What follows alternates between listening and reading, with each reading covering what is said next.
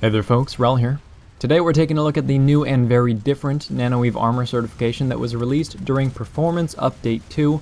And Nanoweave Armor, for those who don't know, is a suit slot that previously granted 250 additional health at max rank. But now it grants a resistance bonus against small arms fire instead. And aside from the obvious changes in the statistical side of things, we're going to be going over how the change will impact the game as a whole. When we go through this though, I do want you to keep in mind that when I say something got nerfed or something got buffed throughout this review, I'm talking about it in the context of a player having Nanoweave equipped or fighting against someone who does. So if I say that Infiltrator health pools are taking a hit, that means that they have less health with the new Nanoweave than they do with the old Nanoweave. But if you didn't use Nanoweave on that class in the first place, it doesn't really impact you a whole lot. Alright, so getting into it. The Nanoweave Armor suit slot is going to cost you 1, 10, 100, and 150, and then finally 1,000 certs to unlock. It now grants resistance values of 7.5, 10, 12.5, 15, and 20% at maximum rank. So even if you can't afford that last rank, you're still going to be getting a nice 15% resistance for only 211 certs. The resistance applies to both shields and health, and it evens out to the same overall effectiveness that you would have gotten with 250 additional health from the old Nanoweave. As a quick example, all base infantry classes in PlanetSide 2 have 500 health and have 500 shields total, except for Infiltrators, in which case they only have 400 shields. If the old max rank Nanoweave is going to give me 250 health, that puts me at 750 health total, or 1,250 effective health when you include your shields. Now if you get shot in the chest with a Gauss saw at point blank range, that's 200 damage. So if I have 1,250 health with the old Nanoweave, I can survive 6 shots, so 1,200 damage, and still have 50 health left over. So 1,200 of 1,250 is 4% of my effective health pool. And then we're going to cross-reference that. We're going to say that we're still using the Gauss saw, but this time it's against a new Nanoweave Armor opponent. The 20% damage reduction lowers the normal 200 damage per shot amount to only 160 damage. And if we take these same 6 shots, that's going to deal only 960 damage. We only have 1,000 effective health by default with the new Nanoweave, and 960 of 1,000 still comes out to 4% of your effective health pool. So it's basically the same. However, both your top end and your lower end effective health pools are changing. And when I say top end or upper end, I'm referring to your shields and your overshield if you're a heavy assault. Basically the part of your effective health pool that regenerates by itself.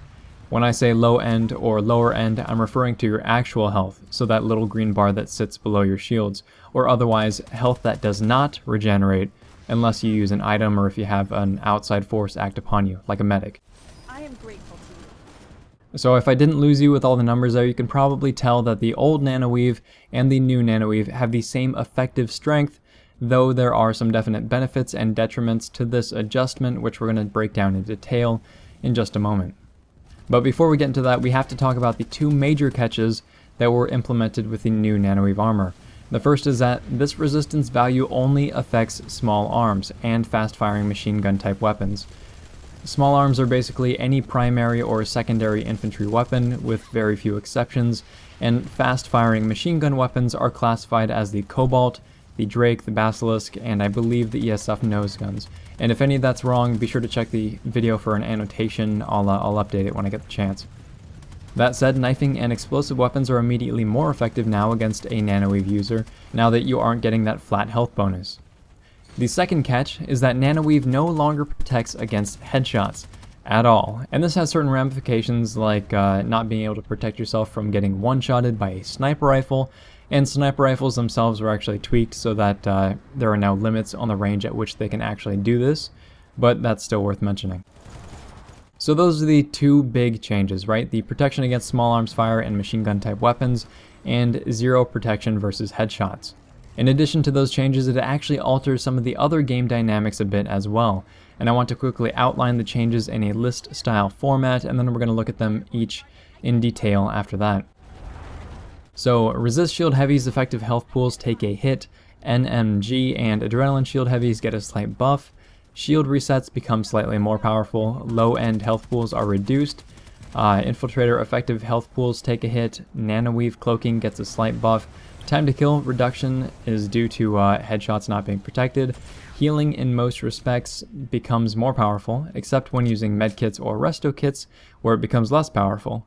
And lastly, the knife and pistol combos become more consistent overall. And there may be more to it than that, but this is what I've come up with so far. So first topic, and probably the biggest change outside of headshots no longer being a thing, is that heavy assaults who run a resistance shield are no longer getting the added benefit from using Nanoweave, as the resistances do not stack with one another. If your resist shield is on, it's just going to use that nice 45% damage reduction that the resist shield applies. And since resist shield mitigates damage instead of outright absorbing it, the additional health from Nanoweave Armor was a very desirable suit slot to many players, as it bumped your total effective health pool up to around 2,272, on top of mitigating whatever you were being healed for. Without the flat health bonus, you're now looking at an effective health pool of 1,550, so that's a pretty sizable hit, especially since you're getting less survivability in the low-end health pool where it really matters. In fact, Adrenaline Shield and Nano Mesh generators actually have more effective health now than Resistance Shield heavies do. It comes in at around 1,920. Granted, this is assuming that you're full on shields, you're full on health, and you're full on your overshield, which is usually not the case. Even so, now that Nanoweave does not help you in that capacity anymore, expect to see more resist heavies running the advanced shield capacitor and using it less in close quarters combat, where a pocket medic gave the setup a really strong advantage. I do want to stress though that I do not think that Nanoweave or even Flak are completely incompatible with the resist shield loadouts. There are other benefits still there, and the most notable of which is that it gives you some mitigation without slowing you down. If you're trying to run through an open field or through gunfire, just keeping your shield on is going to slow you down and it makes you a sitting duck. At least this way, you'll get some partial mitigation so that you can pulse your shield on and off when you're anticipating incoming fire, and then not get destroyed if you happen to slip up or if you're taken off guard. So it's not that there magically aren't benefits to running Nanoweave anymore, it's just that nano-resist heavies took a nerf in the synergy department. On that same token, heavy assaults using the Nanite Mesh Generator and Adrenaline Shield received a slight buff from the new Nanoweave, and this is because your standard shields are now mitigating 20% of incoming damage, and you're able to now stay in your top end health pool a lot more easily. That's extremely useful for one-on-one encounters or fights where you're finishing off one opponent and then moving on to the other without much time in between. Instead of eating away your health pool with each encounter, you can more easily stay away from that degradation that happens during sustained fights. And to build on that, since shields now carry that same 20% damage mitigation as your health, it means that it's more valuable to keep your shields up in combat. And this adds slightly more value to shield resets, which can be achieved either by accessing a console to instantly recharge your shield mid-fight, or by tossing an EMP grenade out of line of sight and still getting affected by it. And for those who don't know, if you aren't directly within the line of sight of an EMP grenade, your shields still go down, but then they start regenerating instantly. And if you'd like to learn a little bit more about how they work, provided they haven't been changed recently, I've linked to an older review of the Infiltrator grenades in the description below. And of course, this increases the importance of having your shields up the normal way as well. In fact, this might point to a bigger drawback that the new Nanoweave has. Since there are very few easy ways to restore your shields on the fly, having a bigger health pool during a prolonged battle was more important because you're oftentimes without shield, you're fighting from within that low-end health pool, especially if you have a medic buddy watching your back. And overall, depending on how players decide to cope with the change, which is only 125 less effective health than they would have had with the old Nanoweave, it has the potential to force players to hide in cover more often than they normally would.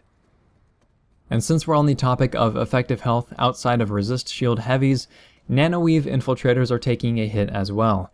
Since Infiltrators only have 400 shields and 500 health base, they'll only be getting 500 effective shields and 620 effective health with max rank Nanoweave, and that puts them up to 1,125 effective health, so 125 less than every other class.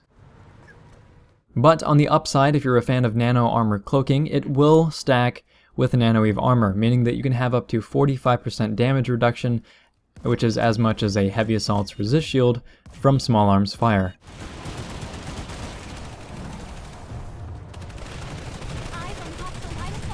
Much like the Heavy Assault's Nanite Mesh Generator and Adrenaline Shield, Nanoarmor Cloaking is going to let you stay in your top-end health pool more often, especially when fighting from range and abusing that hit-and-run style gameplay that the Infiltrator excels at.